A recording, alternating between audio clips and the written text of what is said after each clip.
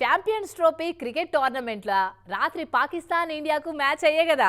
గెలుపోటంల సంగతి పక్కన పెడితే అసలు ఆ మ్యాచ్కు ముందు చూడాలే మనోళ్ళే గెలవాలని ఇటు ఇండియాలా, మా ఓళ్ళే గెలవాలని అటు పాకిస్తాన్లా పూజలు, హోమాలు, ప్రార్థనలు, ఆఫర్లు అబ్బో చిన్నగా నడిచినాయా.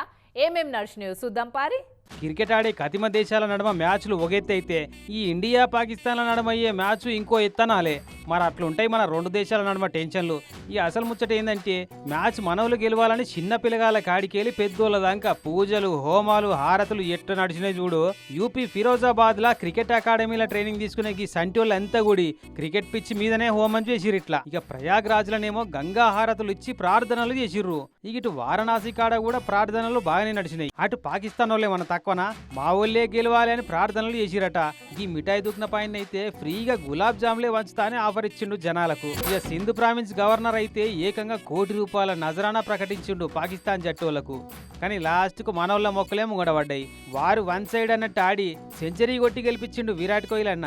ఇక పెద్దగేం పోటీ ఇయ్యకుంటేనే చేతులు ఎత్తేసి మిఠాయి దుక్న పైనకు ఫ్రీగా గులాబ్ జాములు వంచే ఖర్చు, సింధు ప్రావిన్స్ గవర్నర్ కు ₹1 ఇనాం ఖర్చు 2 తప్పించారు పాకిస్తాన్ జట్టోళ్ళు.